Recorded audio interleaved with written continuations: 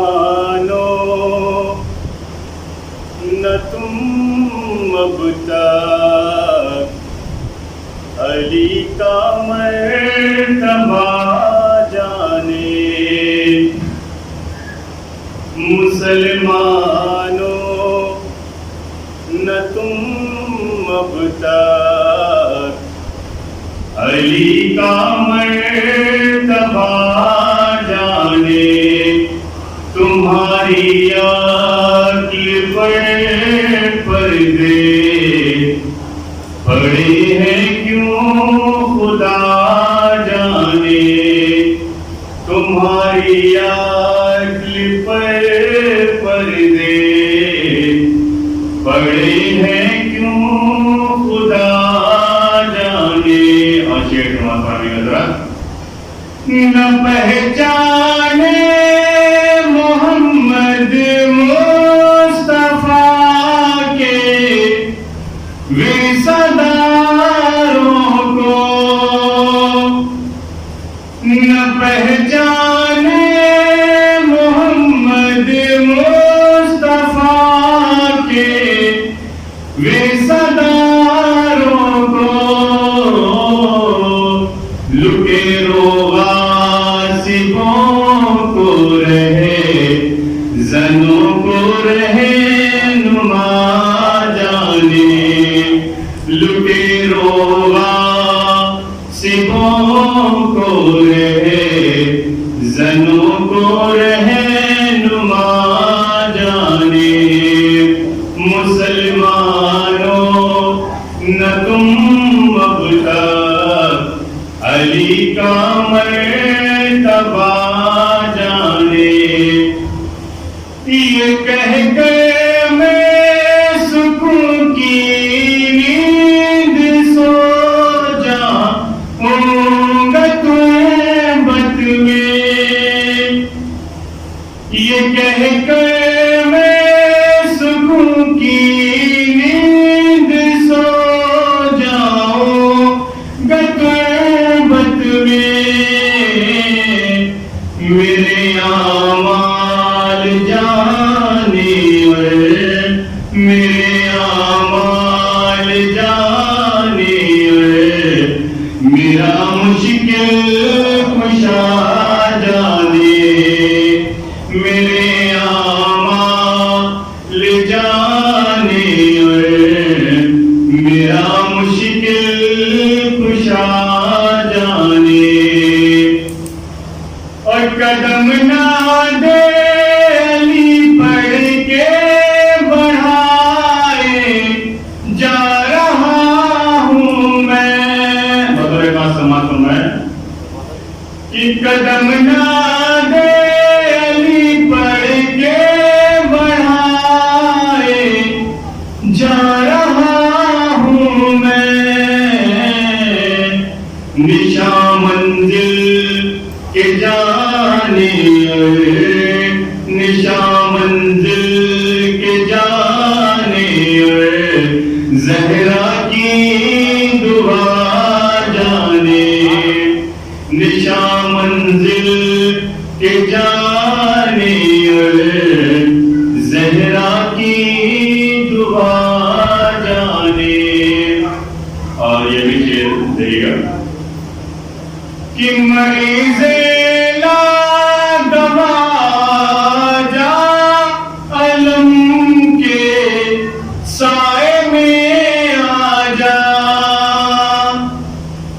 مریض لا دوا جا علم کے سائے میں آ جا، مرض جانے شفا جانے مرض جانے شفا جانے، ارہرے کی ہوا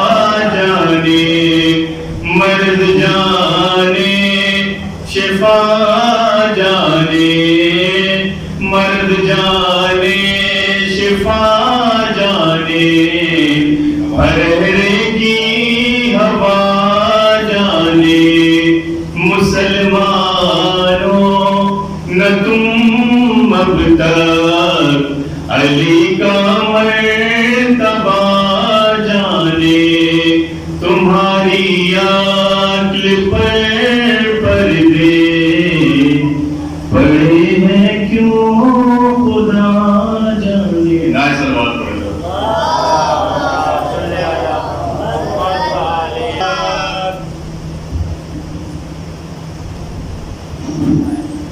بابا سے بولے نعرے سلوات.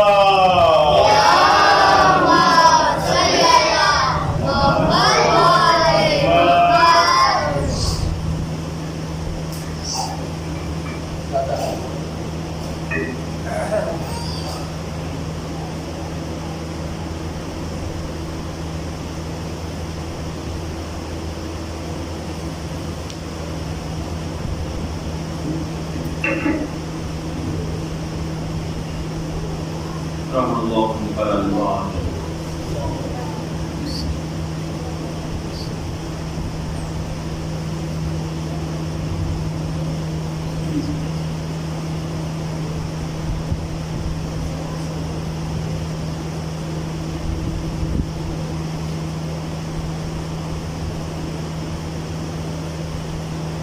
ماشاءاللہ لا قوة الا بالله العلي العظيم.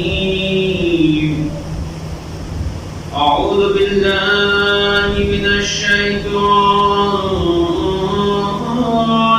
الرجيم. بسم الله الرحمن الرحيم. الحمد لله رب العالمين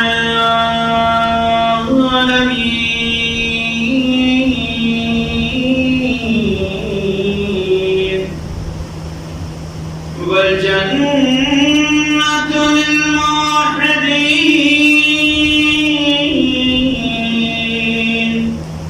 والنار للعاصين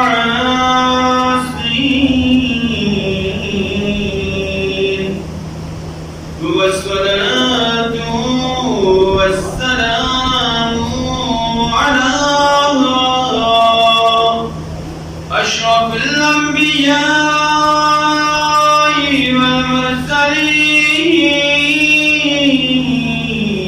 والمرسلين وخاتم النبيين ومولانا مولى الثقلين جد الحسن والحسين بالقاسم محمد.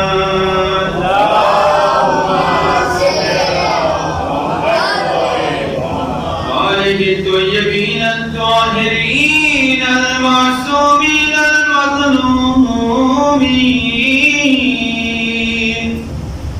ولعنة الله على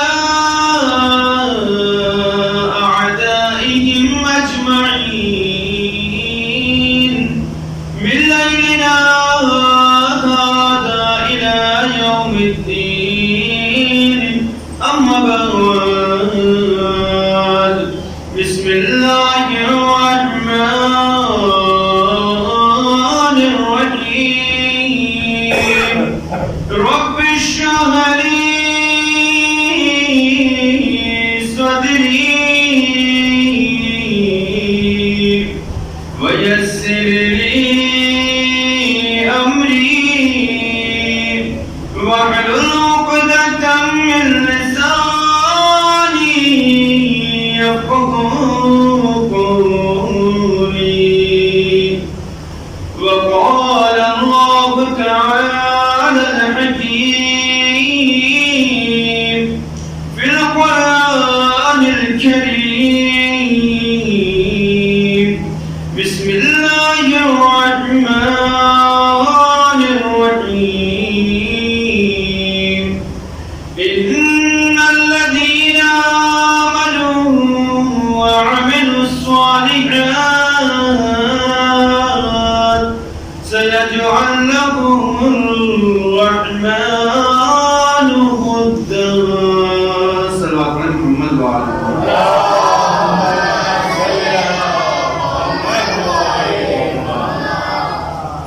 طلباء دانش، معزز سامعین کرام، میں نے جس آیت مبارکہ کی تلاوت کا شرف حاصل کیا ہے وہ قرآن مجید کی سورہ مریم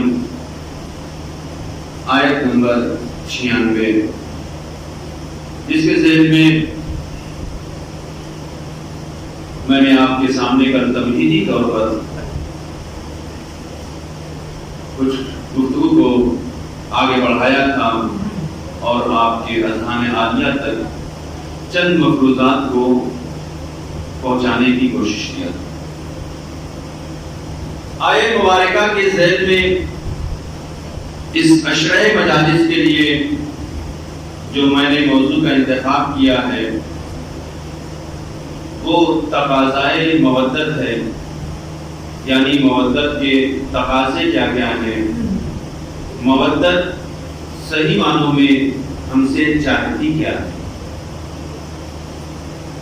عزیزان گرامی، میں نے کل کی مجلس میں علامہ بخاری کے مشہور صحیح البخاری سے 2 روایتوں کو آپ کے سامنے پیش کیا۔ ان روایتوں کو پیش کرنے کا مقصد صرف یہ نہیں ہے کہ ہم سنیں اور سننے کے بعد اس کو بھلا دیں، نہیں، بلکہ اپنے اذہان سے اپنے قلب تک اگر ہم ان الفاظ کو منتقل کریں تو یقینی طور پر ہمیں قرآن کی آیتوں کا مفہوم بھی سمجھ میں آئے گا اور قرآن کی نورانیت کی وجہ سے ہمارا دل بھی منور ہوگا۔ جب ہمارا دل منور ہوگا تو یقین جانیے جو دل نورانی ہوا کرتا ہے، روشنی پھیلایا کرتا ہے، یعنی لوگوں کو فائدہ پہنچاتا ہے، تو پھر اس کا وجود کبھی مضر نہیں ہوتا ہے، نقصان دہ نہیں ہوتا ہے۔ یہی وہ وجود ہوا کرتا ہے کہ جو گھر والوں کے لیے بھی مستحسن ہوتا ہے اور معاشرے اور سوسائٹی کے لیے بھی فائدہ مند ہوا کرتا ہے۔ صلوات پڑھیں محمد وآلہ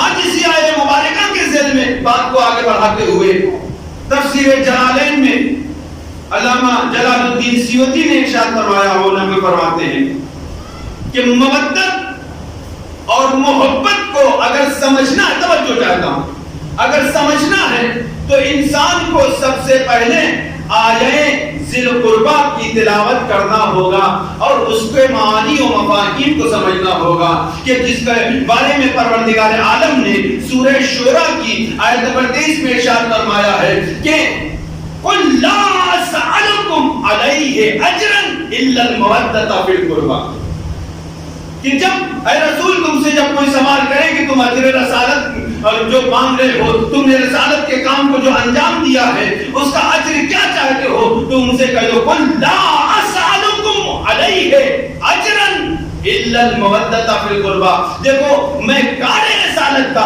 کوئی بھی اجر نہیں چاہتا ہوں، کوئی اجرت نہیں چاہتا ہوں، کوئی اس کی مزدوری نہیں چاہتا ہوں۔ ہاں اگر تم دینا چاہتے ہو تو میرے قرابت داروں سے محبت اختیار کرو، ان سے مودت اختیار کرو، اور اگر تم نے اہل بیت سے مودت اختیار کیا تو یقینی طور پر تم نے میری محبت کا جو اقرار کیا ہے، اس کا جو دم بھرا ہے، تو یقینی معنوں میں تم نے اجر رسالت کو بھی ادا کیا ہے، اور اگر تم نے اجر رسالت کو ادا کر دیا تو صحیح معنوں میں تم نے معرفت توحید کو حاصل کرتے ہوئے توحید کے اجر کو ادا کر دیا ہے۔ صلوات پڑھیں محمد وآلہ۔ لہذا یہاں پہ جو مفسرین ہیں وہ بیان فرماتے ہیں کہ محبت کے کچھ مراتب ہوا کرتے ہیں۔ اب میں اپنے جوانوں اور دوستوں تک اپنی بات کو پہنچاؤں کہ محبت کے کچھ مراتب ہوا کرتے ہیں۔ پہلے مرحلے میں جو محبت ہوتی ہے اسے استحسان کہا جاتا ہے۔ دوسرے مرحلے میں جو محبت ہوتی ہے، توجہ چاہتا ہوں، دوسرے مرحلے میں جو محبت ہوتی ہے اس محبت کو حب کہا جاتا ہے۔ تیسرے مرحلے میں جو محبت ہوا کرتی ہے اس محبت کو عشق کہا جاتا ہے. چوتھے مرحلے میں جو محبت ہوتی ہے اسے بلا کہا جاتا ہے, اور جو آخری مرحلے میں محبت جب پہنچ جاتی ہے تو اسے مودت کہا جاتا ہے. صلوات پڑھے محمد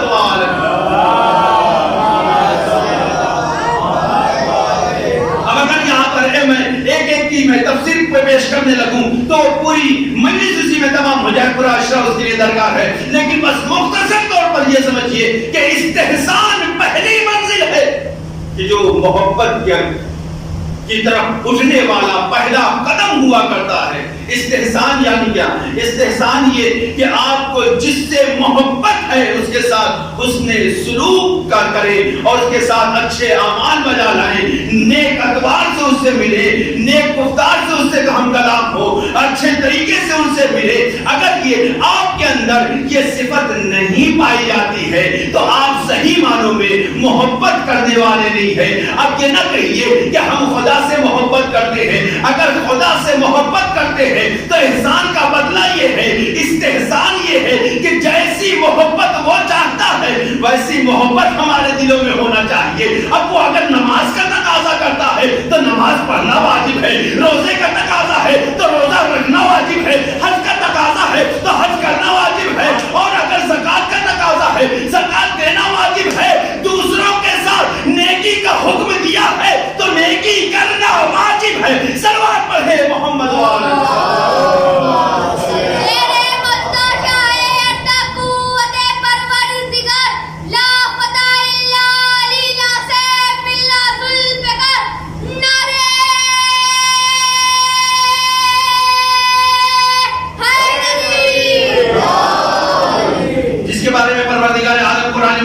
بار ارشاد فرماتا ہے الجزاء الاحسان الا الاحسان. احسان کا بدلہ احسان ہوا کرتا ہے. جس نے تمہارے ساتھ نیکی کی ہے نیکی کا بدلہ نیکی ہوگا. کسی نے تمہاری مدد کی ہے, تمہارا ہاتھ پکڑا ہے, تمہاری حکمت کیا ہے تو اس کا بدلہ یہ ہوگا کہ اس کے ساتھ نیکی کی جائے, اس کی مدد کی جائے.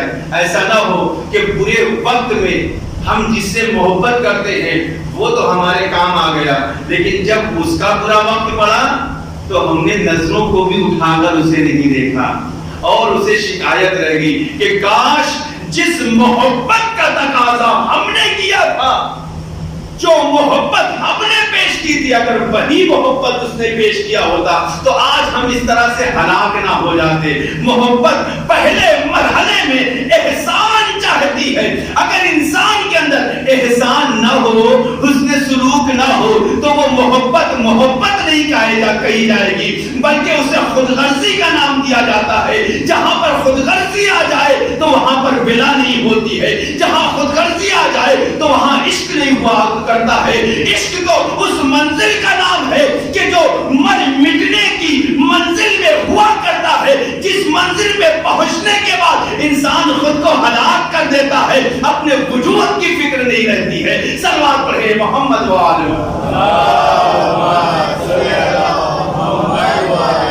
لہذا پہلا مرحلہ جو بیان کیا وہ استحسان یعنی حسن سلوک کرنا اور احسان کرنا. دوسرا مرحلہ اس سے بڑھ کر حب یعنی محب کی نشانی. ایک محب حب رکھتا ہے. اب اردو میں ہر ایک کا معنی ایک ہی بیان کیا جاتا ہے. اب ہم مجبور ہو کر اس کا ترجمہ کریں گے. حب یعنی محبت, اس کے علاوہ کوئی ترجمہ ہماری زبان میں اس کا ترجمہ نہیں. لیکن حب کا مرحلہ الگ ہے جو استحسان سے بڑھ کر ہوا کرتا ہے. توجہ چاہتا ہوں, استحسان سے بڑھ کر ہوا کرتا ہے. استحسان کی منزل میں پہنچنے کے بعد انسان حسن سلوک کرتا ہے, لیکن جب حب کی منزل میں پہنچ جاتا ہے تو اب سامنے والے سے یہ انتظار نہیں رہتا ہے کہ وہ بھی مجھ پر احسان کرے تب میں اس پر احسان کروں گا, بلکہ وہ اس فکر میں رہتا ہے کب مجھے موقع ملے میں اپنے چاہنے والے کی مدد کر دوں. صلوات پڑھے محمد وآل محمد. کب میں کام آ جاؤں اس کے, یہ اس فکر میں ہمیشہ رہا کرتا ہے. اسے سامنے والے کی جس سے وہ عشق عشق کرتا ہے، محبت کرتا ہے، اس سے کسی بھی طرح کا کوئی بھی ایک ذرہ برابر بھی حسن سلوک یا نیکی یا احسان کی امید نہیں رہتی ہے، وہ اس کا محتاج نہیں رہتا ہے کہ اگر وہ احسان کرے گا تبھی میں احسان کروں گا، نہیں، وہ اس فکر میں رہتا ہے چاہے وہ میرے ساتھ نیکی کرے یا نہ کرے، چونکہ میں اس سے محبت کرتا ہوں لہذا میں اس کے ساتھ سب کچھ کرنے کے لیے تیار ہوں۔ اب اس کی مثال آپ بالکل اسی طریقے سے دیکھ سکتے ہیں کہ ہم بھی اہل بیت اطہار سے محبت کا دم بھرتے، بڑی توجہ چاہتا ہوں، اہل بیت اطہار سے محبت کا دم بھرتے ہیں، اہل بیت اطہار بھی ہم سے محبت کرتے ہیں، لیکن وہ جب حب کی منزل میں آتے ہیں تو ضروری ہے کہ ہم بھی حب کی منزل میں آنے کے بعد اہل بیت اطہار علیہ السلام سے وہ محبت کا مرحلہ پیش کرے، اس انداز کو پیش کرے کہ جو صحیح معنوں میں حق ہوا کرتا ہے، لیکن ہمارے درمیان جب ہم حب کی منزل میں آتے ہیں اہل بیت اطہار سے تو وہ احسان نہیں کر پاتے ہیں، اس محبت کو پیش نہیں کر پاتے ہیں، لیکن اہل بیت اطہار ہم سے محبت کرتے ہیں، انہوں نے ہم سے محبت کا تقاضا کیا، ہم سے ولایت کا تقاضا کیا، ہم سے نیکیوں کا تقاضا کیا، ہم وہ اعمال بجا نہیں لا پاتے ہیں، وہ نیک اعمال نہیں بجا لا پاتے ہیں، لیکن اہل بیت اطہار وہ لوگ ہیں، وہ شخصیتیں ہیں، وہ نورانی پیکر ہیں کہ انہیں اب ہم سے محبت کی امید ہو چاہے نہ ہو، ان کا احسان ہم پر جاری رہتا ہے، لہذا امام وقت فرماتے ہیں کہ ایک لمحے کے لیے بھی اگر تم پر سے ہماری نظر ہٹ جائے تو دنیا تمہیں تباہ و برباد کر سکتی ہے۔ مطلب کیا ہوا؟ مطلب یہ ہوا کہ چاہے ہم امام کو یاد کریں، چاہے امام کو بھول جائے، لیکن ہر وقت ہمارے وقت کا امام ہمیں یاد بھی کرتا ہے، اس کی نظریں بھی ہم پر ہوتی ہے، اور یہی وجہ ہے کہ آج ہم دنیا میں سر کو اٹھا کر جی رہے ہیں، نہ ان کی فکر ہے نہ ان کی فکر ہے۔ صلوات پڑھے محمد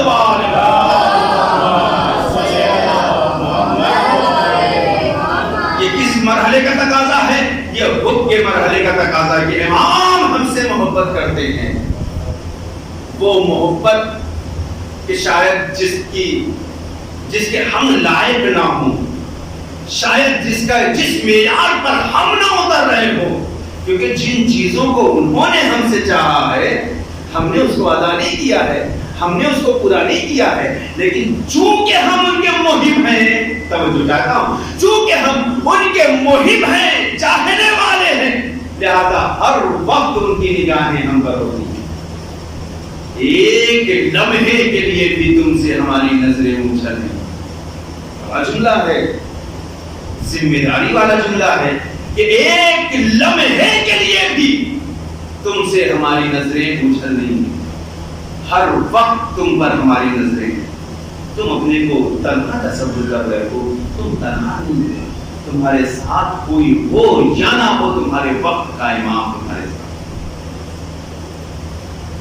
تم نے اپنے آپ کو اکیلا محسوس کر لیا، نہیں، تم اکیلے نہیں ہو، تمہارے وقت کا امام تمہارے ساتھ، تم نے ویسے نہیں یاد کیا نا، تم نے اس محبت کے تقاضے کو نہیں پورا کیا ہے، لیکن امام اس محبت کے تقاضے کو پورا کرتا ہے، ہر وقت اس کی نگاہیں ہم پر ہیں، لیکن افسوس کا مقام کیا ہے؟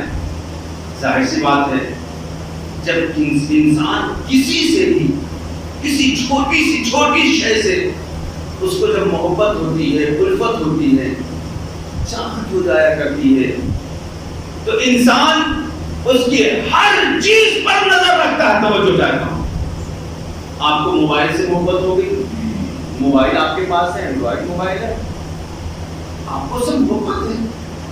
کس طرح کی محبت؟ ایک لمحے کے لیے بھی موبائل آپ سے جدا نہیں رہتا ہے نا، موبائل کا چارج ختم ہونے سے پہلے انسان چارج پر لگا دیتا ہے، کیوں؟ وہ ضرورت بن گئی، محبت نام ہی ہے ضرورت بن جانے کا۔ توجہ چاہتا ہوں، محبت نام ہی ہے ضرورت بن جانے کا۔ اگر انسان ضرورت محسوس نہ کرے تو وہ دعوائے محبت تو کر سکتا ہے، لیکن حقیقی معنوں میں محبت نہیں کر سکتا ہے، اور نہ ہی محبت کا دم بھر سکتا ہے۔ اگر حقیقی معنوں میں اس سے محبت ہے، اس سے ولا ہے،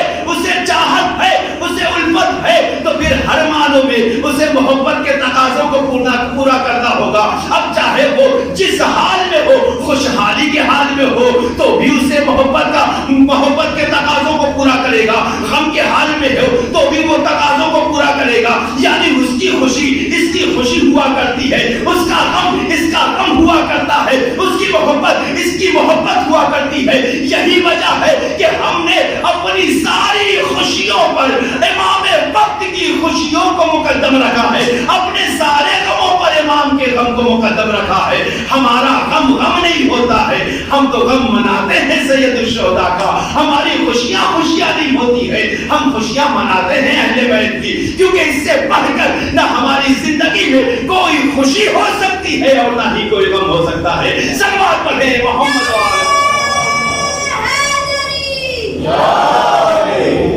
بس عزیزان گرامی, بس آج یہ دو مرحلوں کو پیش کرنا ہے. محبت جب حب کے مرحلے میں قدم رکھتی ہے تو معصوم آواز دیتے ہیں. تمہیں پتا ہے محشر کے میدان میں جو ہمارے محب ہوں گے, دیکھیں جملوں پر توجہ دی اور الفاظ پر غور کریں. امام نے فرمایا کہ محشر کے میدان میں جو ہمارے محب ہوں گے, امام نے نہیں کہا کہ جو ہمارے شیعہ ہوں گے, کیونکہ شیعہ کا مقام و مرتبہ بہت بلند ہے, بہت اعلیٰ ہے, بہت افضل ہے. امام نے فرمایا نہیں, شیعہ نہیں بلکہ اگر ہمارا محب ہے, توجہ چاہتا ہوں, محشر کے میدان میں جہاں سب کی ہم شفاعت کریں گے, وہیں پر ہمارے محب, ہمارے چاہنے والے جس کی چاہیں گے اس کی شفاعت کرتے ہیں. یہ مقام مرتبہ ہے محب کا. لیکن محب کا مرتبہ کیا ہے, محب کا تقاضا کیا ہے کہ وہ اپنی خوشی کے لیے, محبوب کی خوشی کے لیے خود کو نچھاور کر دیتا ہے, آل اولاد کو نچھاور کر دیتا ہے, اپنے گود کے بالوں کو قربان کر دیتا ہے, کیونکہ اس کو صحیح معنوں میں محب ہے, محبت ہے. اب اس مرحلے میں محبت آ گئی ہے کہ اپنی اولاد نہیں رہی, اسے اس سے اپنی اولاد سے اتنی الفت نہیں ہے جتنی الفت اپنے محب سے ہوا کرتی ہے, اپنی دولت سے اتنی الفت نہیں ہے, محبت نہیں ہے جتنی اپنے امام سے ہوا کرتی ہے یا اپنے محب سے ہوا کرتی ہے. لہذا وہ جس مرحلے میں بھی ہوتا ہے وہ اپنے آپ کو قربان کرنے کے لیے تیار ہوتا ہے, چاہے وہ جس مرحلے میں بھی آ جائے, چاہے وہ جس مقام پر بھی آ جائے. اب اگر امام وقت کہہ دیں کہ تم کو اگر مجھ سے محبت ہے تو تنور میں کود جاؤ, تو ہارون مکی جیسا چاہنے والا امام کا دوست, امام کا صحابی یہ پلٹ کر سوال نہیں کرتا ہے کہ مولا اگر میں تنور میں کود جاؤں تو میں زندہ بچوں گا یا نہیں, کیونکہ محبت کا تقاضا یہ ہے کہ محبت میں فنا ہو جائے اور پھر زندگی کی آس نہ رہے. اور ہارون مکی اس مقام پر پاس ہے, پتا ہے امام کہہ رہے ہیں کودنے کے لیے, امام نے مرنے کا لفظ استعمال نہیں کیا ہے. صلوات علی محمد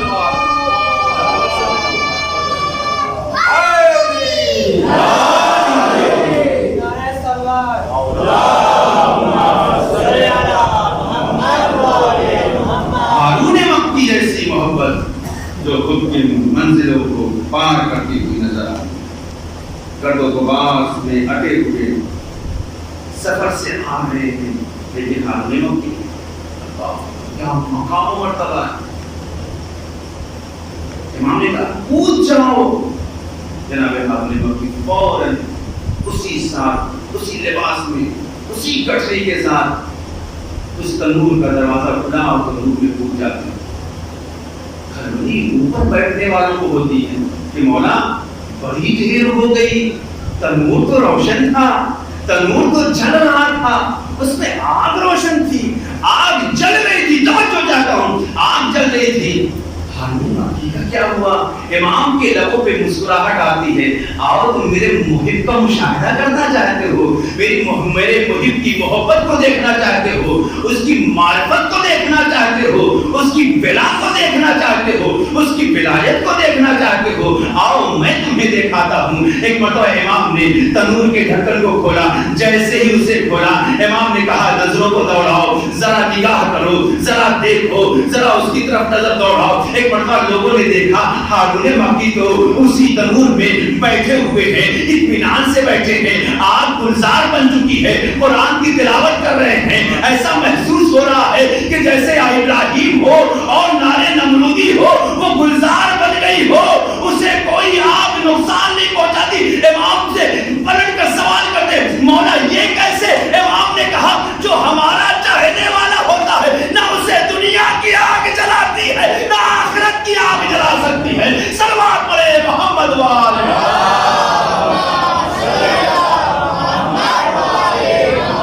اگر ہمارا چاہنے والا ہے تو اسے یہ دنیاوی آگ کیا آخرت کی آگ بھی نقصان اللہ کس مقام و مرتبے پر فائز ہے۔ وہ شخصیتیں، وہ لوگ جن کے سینوں میں اہل بیت کی محبت پائی جاتی ہے۔ آج پہلی محرم گزر گئی، دن بھر ہم نے میڈیسن کیا، آپ بھی میڈیسن میں شرکت کرتے رہے۔ یقینی طور پر اس محبت کا تقاضا ہے جسے ہم پیش کر رہے ہیں میڈیسن کی صورت میں، عزاداری کی صورت میں، نوحہ و ماتم کی صورت میں، جنگے کی صورت میں، فرشی قسم کی صورت میں، ہر ایک اپنے اعتبار سے فرصت دینے کے لیے مولا ہم نے فرشی قسم کی چھایا میں آپ کے لیے میری زہرا ہم جس حال میں تھے اسی حال میں ہم نے فرش عزا بچھا دیا۔ اے خاتون جنت آپ ہمارے حال سے واقف ہیں۔ آج پورا شور زمانہ ہے، دنیا بلاؤں کا شکار ہے، وباؤں کا شکار ہے، مرض کا شکار ہے۔ شہزاد یہ دو عالم آپ سے دعا کرتے ہیں اسی عزاداری کے صدقے میں آپ کے مظلوم لال حسین کے تصدق میں شہزادی اس دنیا سے اس بلا، اس وبا، اس مرض کو دور فرمائے، ہر ایک کو اس سے محفوظ رکھے، دنیا میں امن و امان قائم ہو۔ اس سے بڑی عبادت کیا کوئی اور بھی ہو سکتی ہے؟ کبھی تصور کیا آپ نے، کبھی سوچا آپ نے واقعی عبادتیں جو ہوتی ہیں ہماری وہ ہماری تنہا ہوا کرتی ہیں؟ نہیں پتا کہ ہماری وہ عبادتیں قبول ہوتی ہیں نہیں ہوتی، اس میں کتنی ریا ہے، کتنا دکھاوا ہے، لوگوں کے لیے ہے، لوگ نامحبوب کے لیے ہے یا خدا کے لیے ہے، یا اخلاص پایا جاتا ہے یا نہیں پایا جاتا ہے، لیکن یہ خالص عزاداری ہے سید الشہداء جس حال کے لیے آپ کریں۔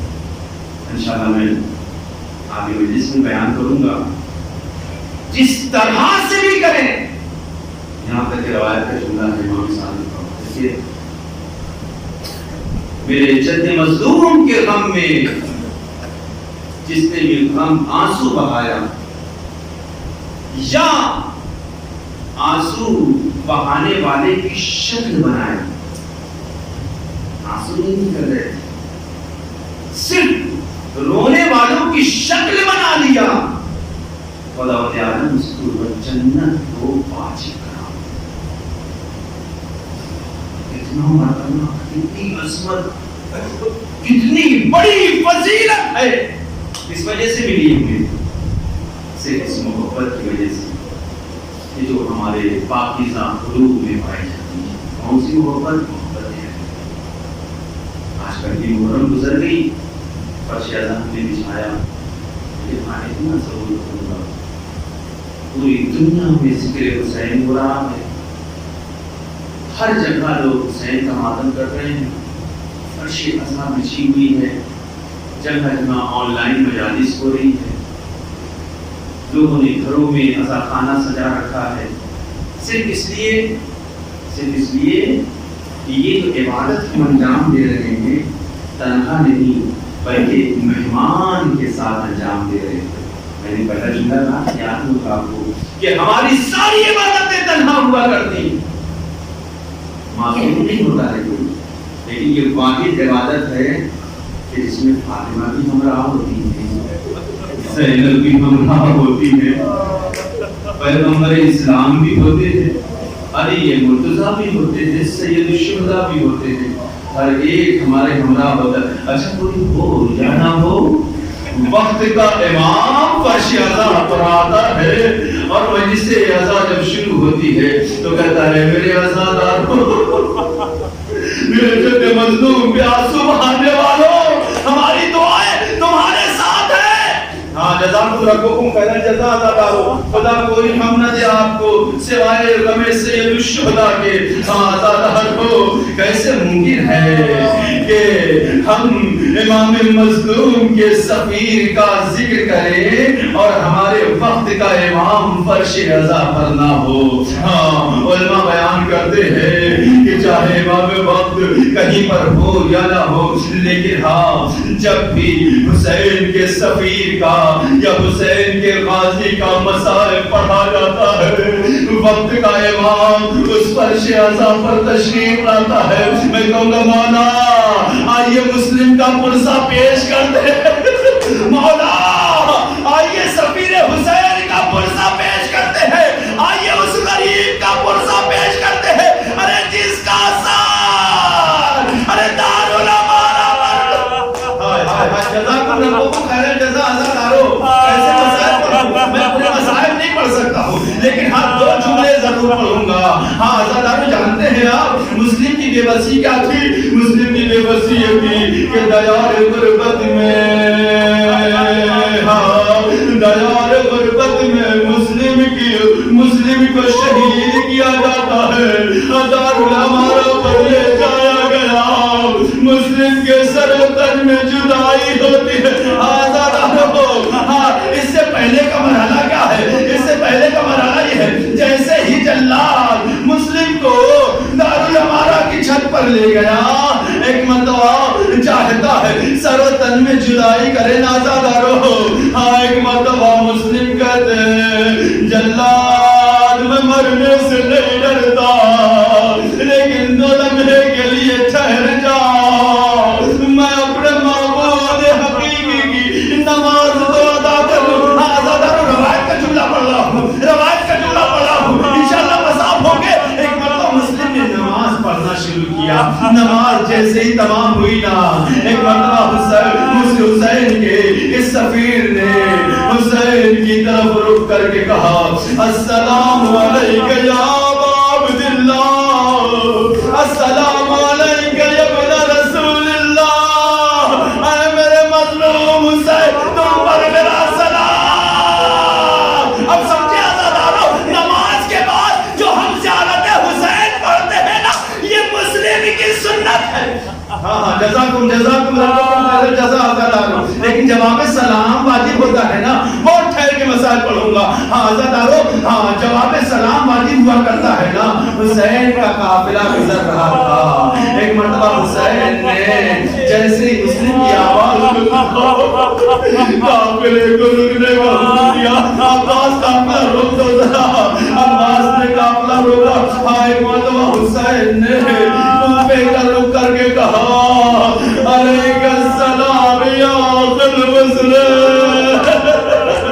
میرے بھیا تم پر بھی میرا سلام ہو. عزادارو، ہاں ایک مرتبہ عباس قریب آئے، کہتے ہیں آقا حسین، میرے مولا حسین، اس دیار غربت میں، اس راستے میں کوئی مجھے نظر تو نہیں آ رہا ہے، کس نے آپ کو سلام کیا، آپ نے کس کے سلام کا جواب دیا؟ حسین کچھ نہیں بولتے. ایک مرتبہ حسین نے کہا عباس دیکھنا چاہتے ہو نا، آؤ میرے قریب آؤ. حسین نے 2 انگلیوں کو بلند کیا. میری طرف دیکھو عزادارو. ایک مرتبہ حسین نے 2 انگلیوں کو بلند کیا، کہا عباس ذرا اس میں نگاہ تو کرو، ذرا دیکھو تو. ایک مرتبہ عباس نے دیکھنا شروع کیا. کہا مولا ہاں کوفہ نظر آ رہا ہے. اے عباس ذرا غور سے دیکھو، مولا دارالامارہ. ہائے ہائے عباس ذرا غور سے تو دیکھو. ایک مرتبہ عباس نے دیکھنا شروع کیا. کہتے مولا دارالامارہ نظر آ رہا ہے. حسین کہتے ذرا غور سے دیکھو. عباس کہتے مولا دارالامارہ کی چھت پر کوئی شخص کھڑا ہے، ایک شخص تلوار لیے کھڑا ہے. حسین نے کہا عباس ذرا غور تو کرو. منظر تھا کہا بھیا مسئلے ارے آقا اجازت تو دو ارے میں کوفے کے در و دیوار کو نہ پلٹ دوں تو عباس تھا جزاکم ربکم خیر جزا رو رو عزا رو پہلی محرم ہے نا یہی حق عزا ہے یہی حق گریہ ہے ایک مرتبہ عباس کا مولا ارے اجازت دیجیے حسین کہتے ہیں کہ عباس مرد لڑنے کی اجازت نہیں ہے عباس ذرا نگاہ تو کرو ایک مرتبہ عباس نے پھر دیکھنا شروع کیا ایک عجیب منظر نظر آیا کہا مولا میرے آقا ارے کوئی خاتون ہے جو دارالعمارہ کے نیچے بیٹھی ہوئی ہے عباس غور سے دیکھ ایک مرتبہ عباس نے دیکھا کہا نہیں مولا ایک خاتون ہے نہیں سمجھ میں آ رہا ہے حسین نے آواز کو بلند کیا اے بھیا عباس ارے وہ کوئی اور نہیں میری مظلوم ماں فاطمہ ادھر مسلم کا سر کٹا ادھر آغوش سیدہ میں مسلم کا سر آیا ایک آواز گونجی ارے میرے مسلم میرے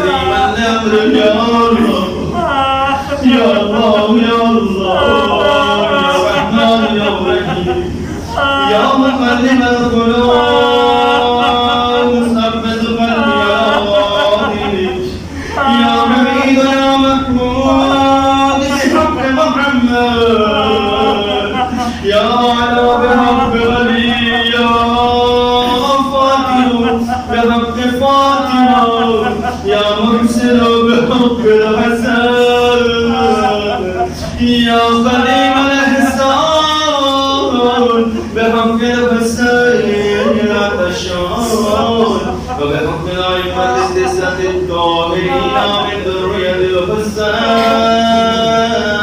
الحسين عليهم الصلاة والسلام وإلى بحق چہار معصومین علیہ الصلوۃ والسلام ہماری اس نیک عبادت کو قبول فرمائے میرے اللہ ہماری اس عزاداری کو اس مجلس عزا کو اس فرش عزا کو میرے اللہ امام وقت کے لیے بہترین فرصہ اور تعزیت قرار فرمائے میرے اللہ تجھے واسطہ بیت اطہار علیہ الصلوۃ والسلام کا عالم انسانیت کو اس وبا اس بلا اس بیماری اور مرض سے نجات عنایت فرما ہمیں جو مریض ہیں انہیں شفائے کامل و عاجل عنایت فرما میرے اللہ دنیا میں امن و امان قائم فرما جہاں کہیں بھی خوشی ایام حیدر کرار ہے مسلمانان عالم میں ان کی جان مال عزت و آبرو ان کی ناموس ان کے بچوں کی حفاظت فرما اے میرے اللہ پرچم اسلام کو سربلند فرما پرچم کفر و نفاق کو سرنگوں فرما